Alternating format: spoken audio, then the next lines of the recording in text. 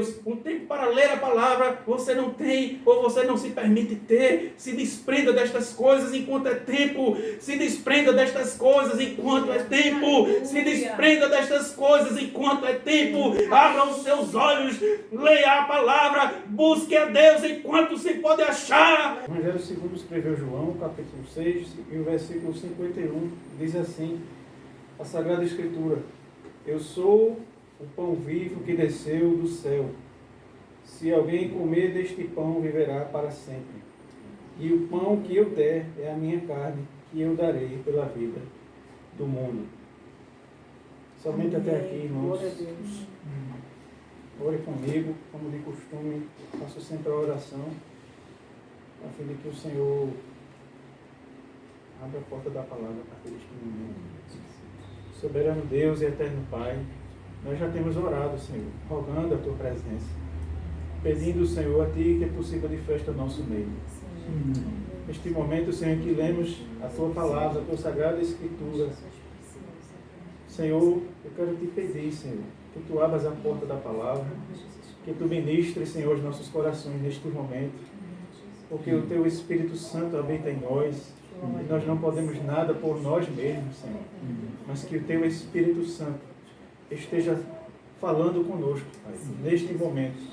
Assim eu te peço e já te agradeço em nome de Jesus. Podem sentar, meus irmãos, a partir de agora, aliás, desde o momento em que nós já temos chegado aqui, que nós estejamos em espírito e em verdade, que os nossos corações, os nossos pensamentos estejam elevados ao Espírito Santo, elevados a Deus, e que haja uma plena comunhão aqui. E eu não orei a esse respeito, mas nesse momento eu quero determinar que este local, a partir de agora, não é uma residência comum, porque a igreja do Senhor está aqui, firmada, estabelecida em assembleia solene, e a partir deste momento se tornou um santuário de adoração. Aqui estão os santos de Deus, e que nenhuma potestade maligna se envolva em qualquer das circunstâncias do que vai acontecer, do que já iniciou aqui nesse lugar. Que seja interrompido qualquer intento do maligno, que porventura queira interromper esta reunião, e que somente a glória de Deus preencha todo este ambiente e as nossas almas. Meus irmãos, nós temos lido aqui um texto onde o Senhor Jesus ele faz uma declaração para aqueles que ouviam naquela ocasião impactante, quando ele declara que ele é o pão da vida. E a passagem que antecede essa expressão de Jesus é quando ele realiza o milagre da multiplicação. Está nos primeiros versículos deste mesmo capítulo, capítulo 6. E aqui, diante da declaração de Jesus, nós vemos os desdobramentos, por assim dizer, desta afirmação categórica de Jesus, quando ele se declara e quando, na verdade, ele é o pão da vida. E eu quero meditar junto com a igreja acerca do alimento que verdadeiramente alimenta, acerca da água que verdadeiramente mata a nossa sede, que é o nosso Senhor Jesus. Antes de nós adentrarmos especificamente neste texto,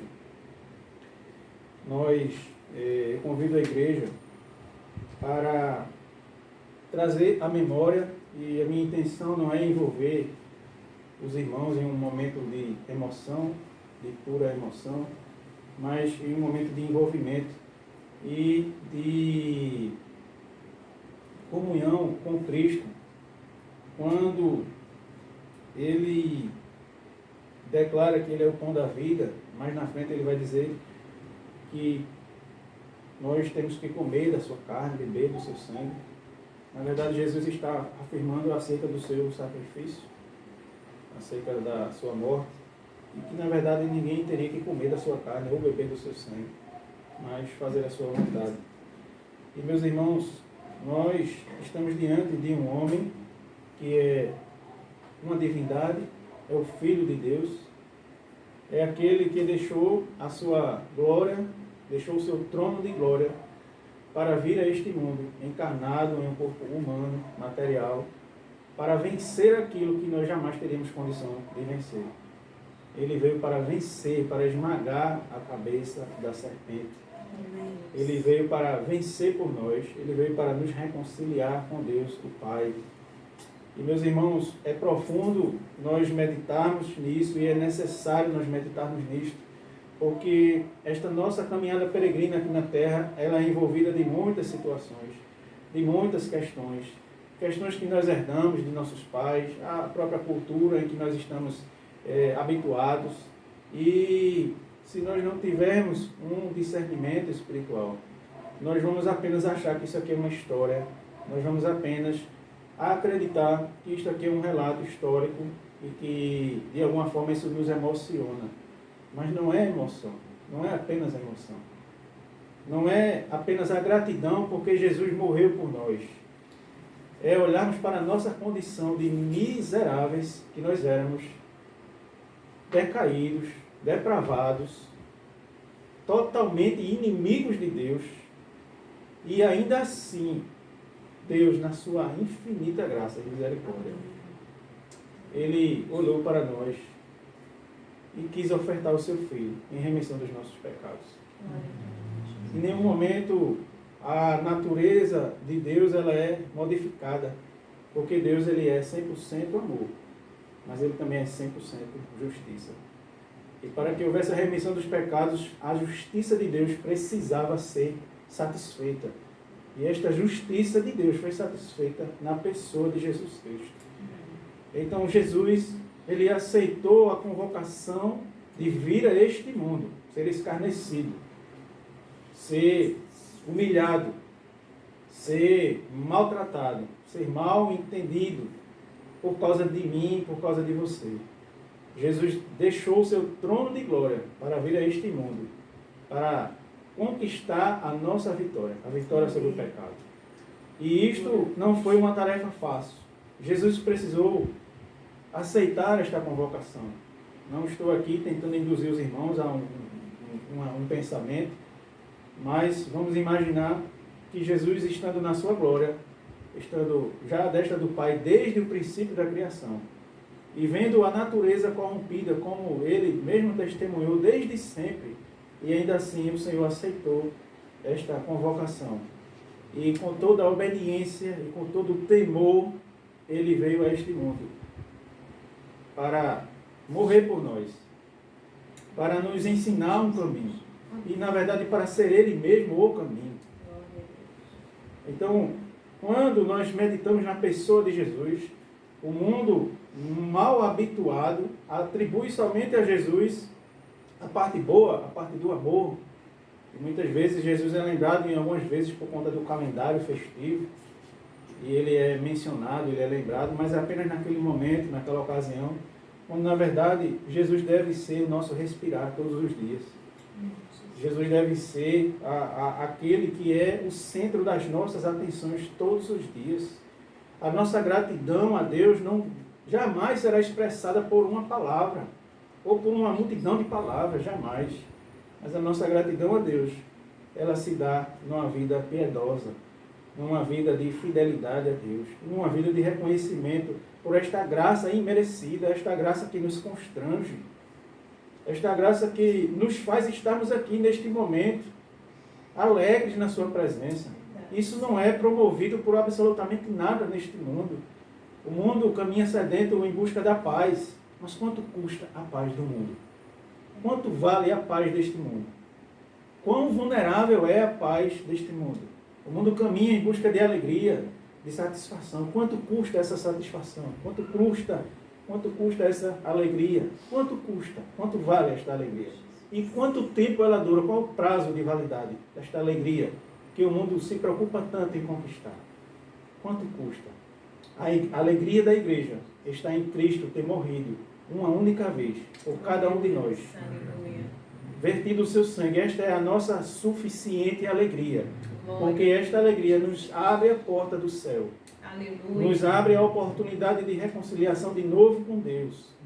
Nos abre novamente um momento de comunhão com Deus e de certeza da nossa salvação. E esta alegria não é vulnerável, ela é permanente, ela é plena. E ela está consagrada, ela está ofertada a cada um de nós. E eu fico imaginando, entre muitas as escolhas que Jesus fez, porque sempre que nós somos confrontados, nós temos uma escolha a fazer. A nossa reação instintiva, humana, nós somos colocados diante de uma bifurcação. Quando nós somos provados, nós temos duas escolhas. Ou nós glorificamos a Deus, ou nós atendemos aos nossos instintos humanos. E nós reagimos impulsivamente, instintivamente. Nós somos fadados a estas escolhas. Da mesma forma, Jesus, na sua natureza humana, ele também estava pronto a fazer escolhas.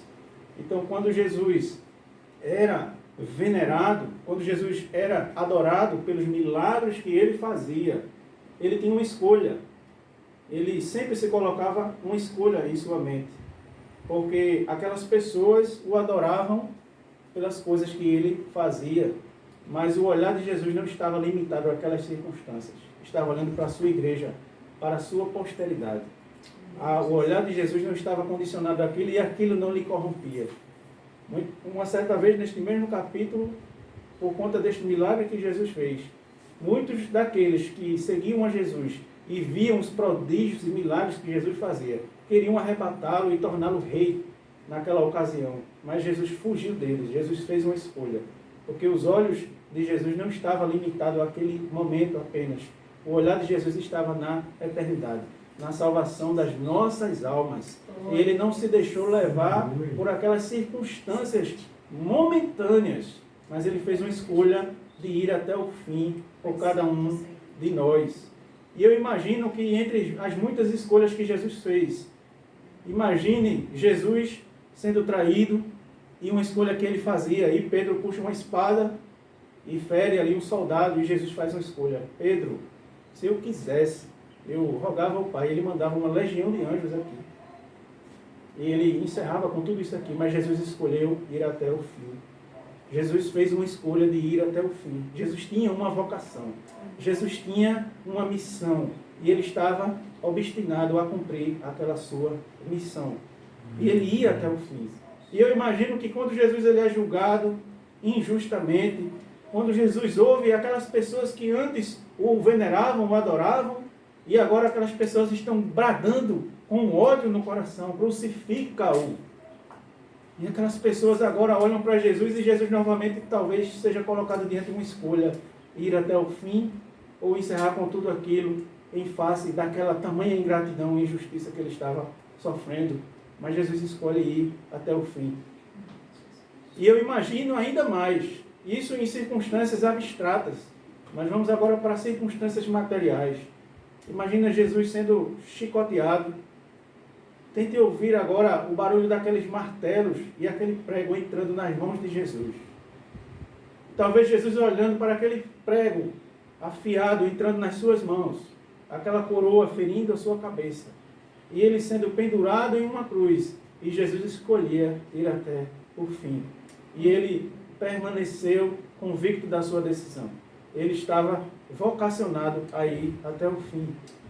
Isto não é um momento de emoção, mas é um momento de nós nos identificarmos com Cristo na sua maneira de viver, na sua maneira de se portar diante das muitas escolhas que nós temos que fazer. Nós precisamos sempre escolher fazer a vontade de Deus. Jesus estava vocacionado a fazer a vontade de Deus. Ele não tinha as suas prioridades, mas a prioridade de Deus. Ele não veio para fazer a sua vontade, mas a vontade de Deus, o Pai. Ele não veio para atender os seus instintos humanos, ao qual pertencia a ele também, mas para fazer a vontade de Deus. E ele sabia que a consequência de fazer a vontade de Deus é que logo ele, mesmo sendo morto, ele seria ressuscitado. E depois de ressuscitado, ele seria glorificado. E depois de glorificado, ele teria esmagado a cabeça da serpente. Ele teria vencido o pecado. Ele teria alcançado a nossa vitória. Então os olhos de Jesus estavam lá na frente.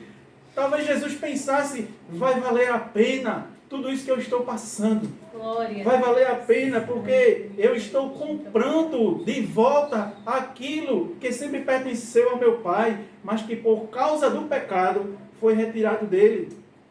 Nós fomos feitos para servirmos ao Senhor, mas o pecado causa a separação de Deus com o homem. A desobediência, ela promove a inimizade de Deus com o homem. Mas Jesus é aquele que venceu a morte, aquele que alcançou a nossa vitória sobre o pecado. E a vitória, a nossa maior vitória é a vitória sobre o pecado.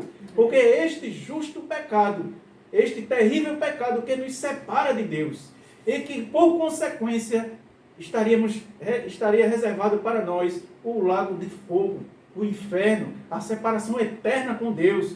Mas Jesus, mesmo diante dos pregos em suas mãos, da coroa de espinhos, dos chicotes sobre o seu corpo, sobre aquela cruz pesada, Jesus escolheu ir até o fim por cada um de nós. E se nós estamos aqui, não é mérito nosso, mas é porque Ele conseguiu. Ele venceu por nós. E qual é a nossa postura hoje diante destas evidências que promovem vida dentro de nós? Qual é a nossa escolha hoje, neste tempo presente, em pleno século 21, com tudo isso que está nos cercando? Qual é a nossa escolha hoje? Vamos negar a Jesus com a nossa vida medíocre, com os nossos anseios, essa busca, essa sede violenta para atender os nossos próprios anseios, ou vamos buscar fazer a vontade de Deus?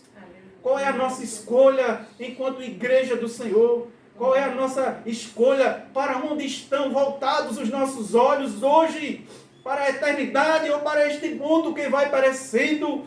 Muitas vezes nós somos enganados com as circunstâncias deste mundo, somos distraídos, mas porque nós não vigiamos, porque nós ainda não assumimos a nossa condição espiritual de cidadãos do céu, herdeiros de Deus, filhos de Deus, comprado não com preço corruptível, mas com um preço incorruptível, mais valioso do que prata, do que ouro, do que qualquer riqueza que possa se encontrar nesta terra. Nós pertencemos a um reino celestial, mas ainda é mais do que isso, irmãos. O nosso relacionamento com Deus deve ter por base o amor que Ele teve por nós. E nós também, da mesma forma, devemos ter este amor por Ele. Porque Jesus, Ele era seguido por multidões. Multidões acompanhavam Jesus, mas não porque amavam Jesus, mas porque viam as coisas que Jesus fazia. Todo mundo tinha um problema para resolver, vamos para Jesus. Todo mundo tinha uma enfermidade, vamos para Jesus. Todo mundo tinha uma causa, vamos para Jesus. E quando a sua causa era atendida, se o problema era resolvido, maioria não voltava para agradecer a Deus. Simplesmente tocava a sua vida medíocre, a sua vida corrompida, não se permitia ser conduzido verdadeiramente por Deus, não tinha um relacionamento frutífero com Deus, era um relacionamento de interesse, era um relacionamento medíocre que aquelas pessoas tinham com Jesus. E talvez para nós seja muito cômodo olhar para aquelas pessoas e dizer, pessoas medíocres. E aí eu faço a pergunta, que tipo de pessoas nós temos sido hoje? E eu ouso a dizer que muitas vezes nós somos piores do que aquelas pessoas. Muitas vezes nós nos colocamos na condição de seguidores de Cristo, mas na verdade nós estamos somente querendo satisfazer a nossa própria vontade. Nós nos colocamos com a manchete, o título de cristão, mas na verdade nós só estamos interessados naquilo que Jesus pode fazer na nossa vida materialmente. Porque o nosso relacionamento com Deus é de dependência, sim, de dependência, mas de dependência para que Ele alimente a nossa fé, para que Ele fortaleça o nosso espírito, para que nós estejamos sempre prontos e certos, convictos da nossa salvação.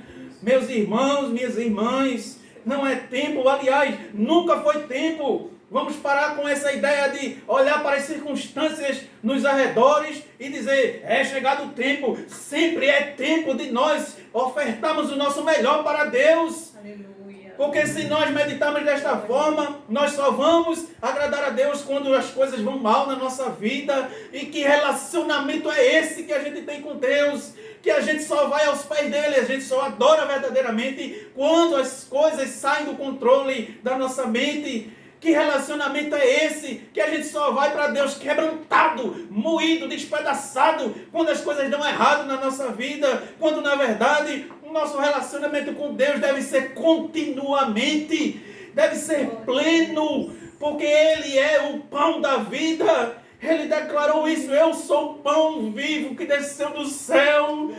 Os vossos pais comeram o maná que caiu do céu, mas eu sou o pão vivo. Eu não vim trazer o pão, eu sou o pão que verdadeiramente alimenta.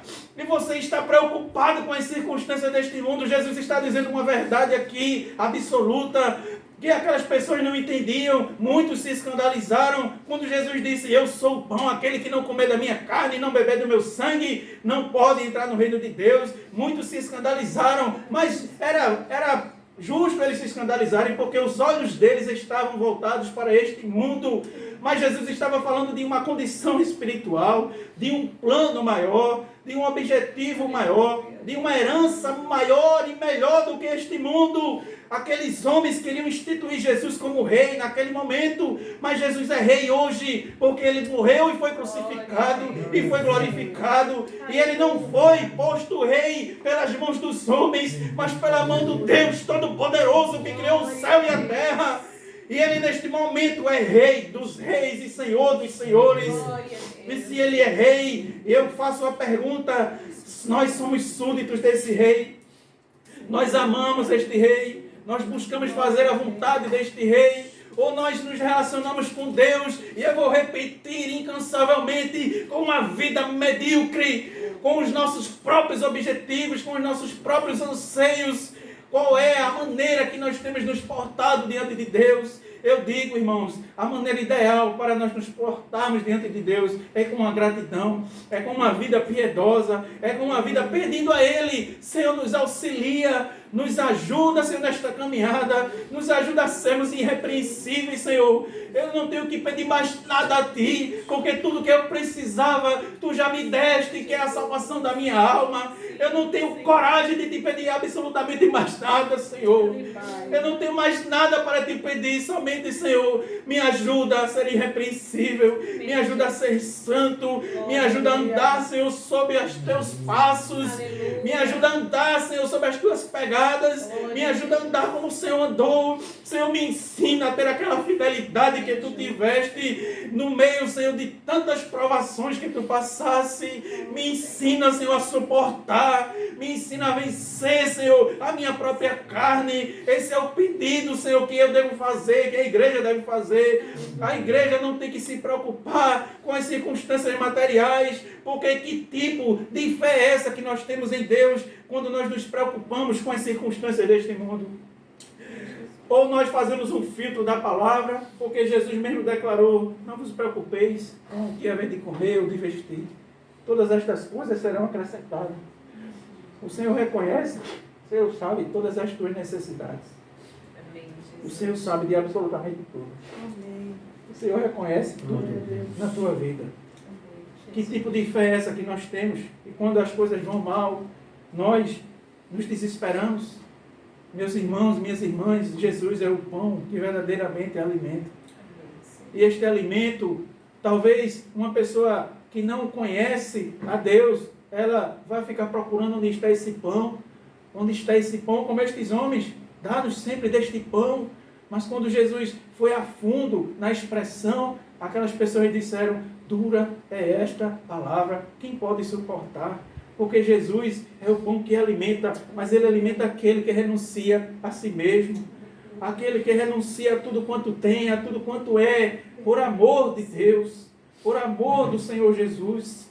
E muitos naquele momento se escandalizaram com Jesus, muitos se escandalizaram com Jesus, porque talvez Jesus não estava atendendo os seus anseios materiais e humanos, mas Jesus estava falando da posteridade, do futuro na eternidade. E onde estão os nossos olhos hoje? Estão nas coisas deste mundo? Ou está na eternidade? Ou quando nós falamos na eternidade, isso é apenas uma expressão? Ou nós cremos na eternidade, na vida com Deus? Ou nós não cremos? Ou nós aceitamos, ou nós nos rendemos verdadeiramente a Cristo, ou nós estamos apenas acreditando em um conto, em uma história qualquer, a um estilo de vida, a um modelo de vida, a um ritual de vida, mas na verdade é muito mais do que isso. É muito mais amplo do que isso. Aquele mesmo Espírito Santo que desceu sobre aqueles irmãos no dia de Pentecoste, até hoje, ele atua nas nossas vidas. Se nós estamos aqui, é por intermédio do seu Espírito Santo. Se nós estamos aqui, é porque ele é quem tem nos conduzido. Nós não temos mérito nenhum disso. Se a nossa vida tem sido transformada, é pelo agir soberano do Espírito Santo. Se nós estamos aqui reconhecendo a nossa necessidade dele, é por intermédio do seu Espírito Santo. Porque o Espírito Santo veio para convencer o homem do pecado, da justiça e do juízo. Então a luz de Cristo, quando ilumina a nossa vida, ela revela quão miseráveis nós somos, quão podres nós somos, quão inimigos de Deus nós somos. Mas para isso nós precisamos nos render a Cristo. Nós precisamos aceitar que Ele verdadeiramente é o pão que alimenta. Nós precisamos aceitar verdadeiramente que somente por Cristo, por intermédio do seu Espírito Santo, é que nós seremos saciados, a nossa alma será saciada. Aquelas pessoas estavam olhando para uma questão material, mas a questão que Jesus estava se referindo era uma questão espiritual, porque ele mesmo declara: a carne para nada serve. Está aqui no versículo, não me recordo agora, no versículo 63, o Espírito é o que vivifica, a carne para nada se aproveita. As palavras que eu vos digo são Espírito e vida. A palavra de Deus é o verdadeiro alimento. E eu desafio você que porventura vem assistir esse vídeo, eu desafio você, quantas vezes você tentou ler a Bíblia? Quantas vezes você pensou em ler a Bíblia? Quantas e quantas vezes você tentou ler a Bíblia, mas quantas vezes você foi impedido de fazer isto? Quantas vezes você foi impedido de se debruçar diante da palavra, diante deste banquete que está posto aqui para saciar a nossa sede, para saciar a nossa alma, que tem fome e sede do Senhor. Mas eu digo para você, se você não sabia, mas o inimigo muitas vezes se senta do seu lado e não quer que você leia a palavra, porque a palavra de Deus é Espírito e vida. É Espírito e vida. Você está prestes a imergir em um milagre espiritual. Os seus olhos podem ser abertos na medida em que você, com temor de Deus, com fé, com convicção, você abrir a palavra e meditar em qualquer um dos evangelhos, qualquer passagem da Bíblia, e você se permitir ser inspirado pelo Espírito Santo, você está prestes a ter os seus olhos abertos, você está prestes a viver um milagre de Deus na sua vida. E é por essa razão que muitas vezes você não lê a Bíblia. Muitas vezes você é envolvido pelas coisas deste mundo, seja uma programação de uma televisão, seja esta palavra que está na moda hoje, séries, maratonas de filme, disso ou daquilo, mas um tempo para Deus, um tempo para ler a palavra, você não tem, ou você não se permite ter. Se desprenda destas coisas enquanto é tempo, se desprenda destas coisas enquanto é tempo, se desprenda destas coisas enquanto é tempo. Abra os seus olhos, leia a palavra, busque a Deus enquanto se pode achar. Busque a Deus enquanto se pode achar. Ele está declarando aqui, isso não é uma palavra de efeito, isso não é uma metáfora, isto é uma verdade absoluta. Jesus é o pão da vida que desceu do céu. O que Jesus está dizendo é que Ele deixou a glória dele, Ele escolheu vir a este mundo para sofrer por nós e para comprar a nossa salvação. E Ele é o verdadeiro pão que alimenta. Ele é o verdadeiro pão que alimenta. Glória a Deus. Muitas vezes nós até seguimos a Jesus. Muitas vezes nós até andamos nos caminhos de Jesus, mas muitas vezes o nosso coração está obcecado por uma realização aqui neste mundo. Muitas vezes o nosso coração está voltado para realizações de sonhos, de desejos. Eu não critico os seus sonhos, eu não critico os seus desejos, eu não critico os seus anseios, as suas aspirações, absolutamente. Mas eu preciso alertar que a sua prioridade, o centro da sua vida precisa ser Jesus. Eu tenho certeza que a partir do momento em que o centro da sua vida for Jesus, todos os seus sonhos deixarão de passar a ser a prioridade na sua vida. Talvez os seus sonhos estejam sendo prioridade na sua vida hoje, Porque Jesus ainda não é o centro da sua vida. Porque Jesus ainda não é o pão. Você ainda não reconhece em Jesus o pão que verdadeiramente alimenta. Muitas pessoas seguiam a Jesus e quando Jesus faz a declaração de que era necessário comer da carne dele, beber do seu sangue, e muitos disseram, dura esta palavra, quem pode suportar? E muitos escolheram abandonar a Jesus. Muitos escolheram abandonar a Jesus. E decididamente largaram o caminho de Cristo e seguiram pelo seu caminho errante. Estes tomaram uma decisão. Parabéns pela sua decisão. Assuma as consequências da sua decisão. Mas a palavra de alerta hoje é para aqueles que têm os seus sonhos, têm as suas aspirações, mas ainda assim continuam no caminho de Jesus. Ainda assim se dizem discípulos de Jesus. Você não passa de apenas um seguidor interesseiro de Jesus, que só está esperando Jesus realizar os seus sonhos. E quando Jesus realizar, você dar as costas para Jesus. Você ainda não compreendeu a mensagem do Evangelho. Você não compreendeu a razão de Jesus ter sido crucificado. Você ainda não entendeu, você ainda se acha a pessoa merecedora do sacrifício de Jesus. Não sejamos apenas seguidores de Jesus, sejamos discípulos de Jesus. Compreendamos verdadeiramente o que o Espírito diz às igrejas. Meus irmãos e minhas irmãs, nós estamos reunidos aqui em um lar. Nós estamos, irmãos, eu declaro, na vanguarda do que a Igreja de Cristo será. Nós estamos na vanguarda. Nós estamos no horizonte, mas isso não é mérito nosso. É o Espírito Santo quem tem nos conduzido. Amém. E que nós venhamos a ser verdadeiramente discípulos de Jesus. Porque escolher ser discípulo é escolher viver a vida de Cristo. É reconhecer que Cristo é o Filho de Deus.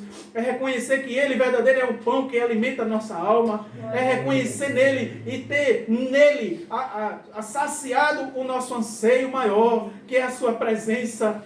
Quanto vale as riquezas deste mundo? Quanto dura as riquezas deste mundo? Quanto dura a riqueza da presença de Deus? Quanto dura, eu digo para vocês, dura uma eternidade e não tem prazo de validade. A graça de Deus sobre a nossa vida é infinita. Glória. E está revelado no livro de Apocalipse. E lá as ruas são de ouro, os rios são de águas cristalinas, as paredes são de ouro. Tudo remete às coisas muito belas. Está na palavra. Mas eu vos digo, irmãos, o que tem de mais belo na eternidade é a presença do Senhor. Amém. E se nós não anelamos a presença do Senhor aqui neste mundo, o que é que nós vamos fazer na eternidade? Para a Igreja de Cristo, a eternidade poderia ser com ruas de barro, poderia ser com coisas simples, com coisas humildes, poderia ser desta forma, desde que lá tenha a presença do Senhor sobre as nossas vidas. Porque nós não estamos adorando ao Senhor por aquilo que Ele faz ou que Ele pode fazer, mas por aquilo que Ele verdadeiramente é. Que nós venhamos a ser alimentados com a palavra de Deus, que nós venhamos a ter a nossa alma saciada com a presença de Deus. Porque do que adianta nós queremos ir para o céu, pelas coisas que tem no céu, mas não queremos ir para o céu pela presença de Deus. E esta presença, ela já está conosco aqui na terra. Ela já está disponível para todos nós aqui na terra, para a sua igreja aqui na terra. A presença de Deus, ela está reservada para nós aqui na terra. E muitas vezes nós não queremos, nós a trocamos, nós escolhemos não a presença de Deus com a nossa vida, mas que a igreja do Senhor desperte e valorize a presença de Deus, porque ela é quem sacia a nossa sede e que mata a nossa fome. É somente a presença que nós venhamos escolher Cristo como o Rei Supremo das nossas vidas, que a nossa vida que tenha Cristo como centro das nossas atenções, como o nosso maior objetivo, como o nosso maior anseio. Que nós venhamos, igreja do Senhor, estar atentos para aquilo que verdadeiramente importa. Que nós não venhamos a tomar a decisão de dispersar, que nós não venhamos a tomar a decisão de renunciar a Cristo, mas que nós venhamos tomar a decisão de renunciar a nós mesmos. Pedro, inspirado pelo Espírito Santo, ele declarou, já no finalzinho deste capítulo, quando Jesus, no versículo 66, diz assim: desde então muitos dos seus discípulos tornaram para trás e já não andavam com ele. E no versículo 67, então disse Jesus aos 12, quereis vós também retirar-vos? Respondeu-lhe, pois, Simão Pedro, Senhor, para quem iremos nós? Tu tens as palavras de vida eterna. Aleluia. Para quem nós iremos, irmãos? Para quem nós iremos? Para quem nós iremos se só Cristo tem as palavras de vida eterna? Para quem nós iremos se só Ele é quem tem as palavras de salvação para a nossa vida? Que nós não viemos a pedir ao Senhor absolutamente mais nada, apenas que Ele aumente a nossa fé, que Ele nos ajude a chegar no céu, que nós possamos vencer assim como Ele venceu, que nós possamos fazer a escolha, mesmo em face das circunstâncias adversas, porque Jesus escolheu o madeiro, Jesus escolheu a cruz pesada, Ele não olhou o peso da cruz, Ele, com certeza Ele não perguntou qual o peso dessa cruz, esses pregos aí, quando bater na minha mão vai doer, essa coroa de espinho, essa espinha de verdade, Ele não perguntou absolutamente nada, Ele simplesmente escolheu ir até o fim, aleluia. Que a igreja de Cristo escolha ir até o fim com Ele, porque Ele tem as palavras de vida eterna, só Jesus tem as palavras de vida eterna. É só Ele que é o pão que verdadeiramente alimenta. É só nele que nós temos a salvação. Que os nossos olhos, o nosso coração, o nosso pensamento, o centro da nossa alma esteja voltado para Cristo. E todas as outras coisas são supérfluas perto da glória do reino que está estabelecido, que está proposto para todos nós. Que a igreja de Cristo siga perseverante. E a igreja de Cristo siga frutífera. E que a igreja de Cristo saiba ao Deus a quem ela serve. Que a igreja de Cristo tenha convicção, tenha certeza, e que os anseios da igreja não sejam maiores do que os anseios da nossa alma. Que nós venhamos a estar voltados para Cristo, que nós venhamos a reconhecer em Cristo, Senhor, para onde nós iremos. Só Tu tens as palavras de salvação. Só Tu tens as palavras de vida eterna. Para quem iremos, não existe outro lugar, não existe outra pessoa, não existe absolutamente nada, somente Cristo. Somente Cristo é o símbolo perfeito, é a vida, o modelo de vida perfeito que nós devemos seguir. Que nós sejamos tão espirituais que possamos enxergar e viver este reino em nossas vidas. Que nós possamos ser o sal desta terra, mas o sal desta terra não está limitado à nossa própria vontade, mas sim à vontade daquele que vive em nós, aquele que nos inspira, aquele que nos aperfeiçoa, aquele que nos transforma verdadeiramente, porque nada de bom do que nós venhamos a fazer vem de nós mesmos, mas sim é uma obra do Espírito Santo. E assim nós somos a igreja de Cristo, frutífera. Que nós estejamos dessa maneira com Deus, que nós não venhamos a ser medíocres com Deus, seguir a Jesus por interesse, mas seguir a Jesus por quem Ele é, seguir a Jesus porque nele nós encontramos a nossa verdadeira paz, e Ele é aquele que é o pão da vida. Aleluia. Eu agradeço, minhas irmãs, meu irmão, a oportunidade que o Senhor nos deu nesta manhã, aleluia, de adorarmos a Ele.